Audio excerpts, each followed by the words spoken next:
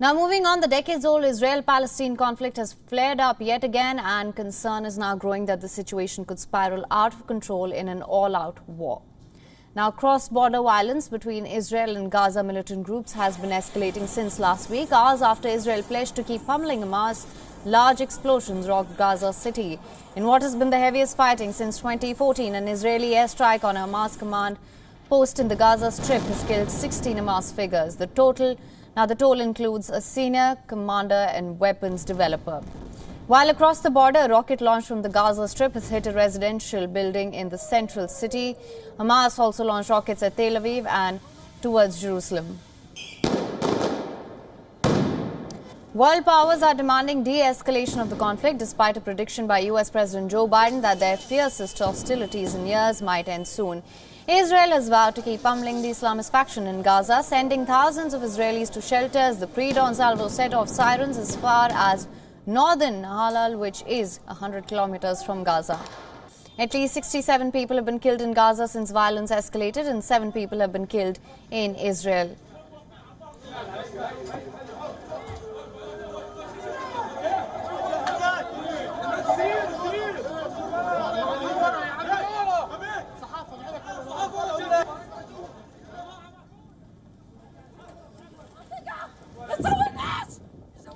Now, the unrest has been driven by anger over the looming evictions of Palestinian families from the Jerusalem neighborhood of Sheikh Jarrah. Now, Palestinian President Mahmoud Abbas has vowed to do everything possible to defend Palestinians and stop the aggressive occupation. أوجه كلمتي بالذات لأمريكا وإسرائيل. لقد طفح الكيل. ارحلوا عنا. حلوا عن صدورنا. حلوا عن صدورنا. حلوا عن صدورنا، فسنبقى شوكة في عيونكم. لن نغادر وطننا، لن نغادر بلادنا. تريد دولة الاحتلال أن تفرض أمراً واقعاً استعمارياً في مدينة القدس وفي كل أرض وطننا، وتمارس لأجل ذلك حرباً مسعورة وجرائم حرب وتطهيراً عرقياً يستهدف الوجود الفلسطيني والهوية العربية الإسلامية لعاصمتنا القدس. Meanwhile, Netanyahu has declared a state of emergency in the mixed Jewish-Arab city of Lod, where a synagogue and other Jewish property have been torched and an Arab resident was shot dead. Netanyahu has vowed to stop violent clashes between Jewish and Arab Israelis. שום דבר לא מצדיק לינץ' של ערבים ביהודים, ושום דבר לא מצדיק לינץ' של יהודים בערבים. אנחנו לא נקבל את זה. זה לא אנחנו. ולאזרחי ישראל אני אומר, זה לא מעניין אותי בכלל אם הדם שלכם רותח. הוא רותח. זה לא מעניין. אתם לא יכולים לקחת את החוק לידיים.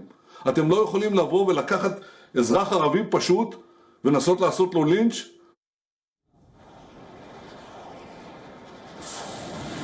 Now, according to reports, 1,500 rockets have been fired from Gaza into Israeli cities since hostilities escalated between Hamas militants and Israel.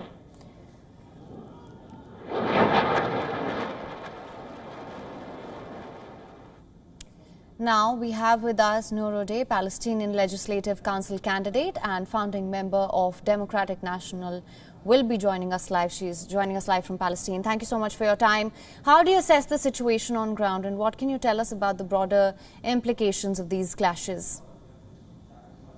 Well, the situation on the ground is simply tragic. You have 2.5 million Palestinians in Gaza who are under siege and occupation, who have no shelters to seek safety in, who have been pummeled with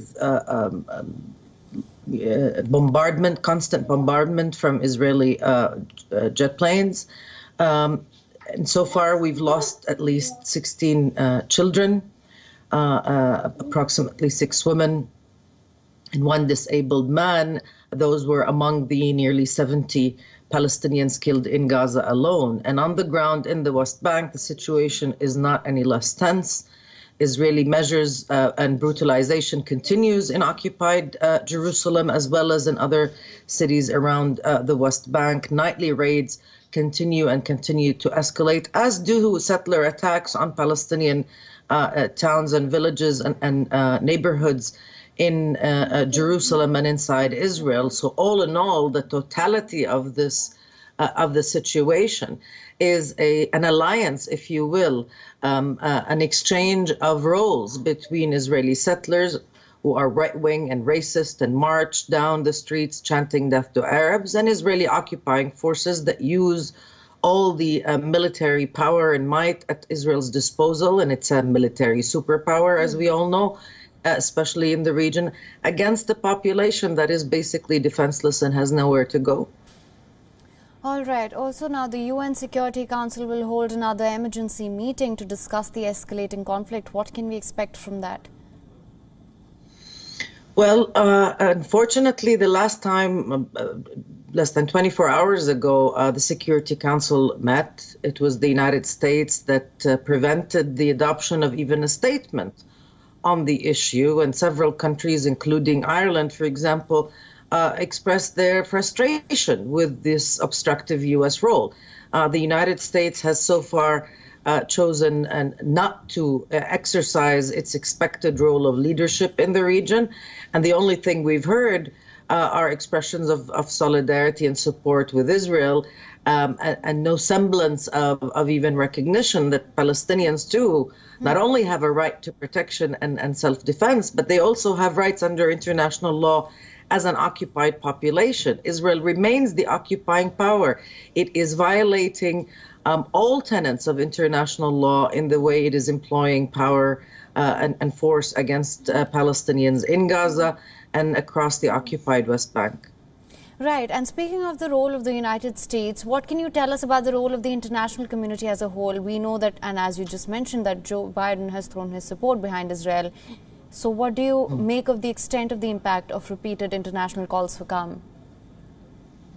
Well, regrettably, these calls, unless they are coupled with measures of accountability, unless Israel feels that it will be held accountable for these violations, that it would pay a financial or political price for continuing to violate Palestinian rights, to violate international law, to brutalize the Palestinian people, then it has no incentive, really, to stop what it's doing. In fact, it will continue to feel encouraged to continue acting with impunity so long as it receives all this financial, political support from the United States without any other actors stepping in. We've heard from elected officials, even in the United States, calling on the Congress to, and in the UK, and even in Canada, and I would assume as well some representatives in India, saying that this situation is untenable, that countries have to step in and take individual measures, like conditioning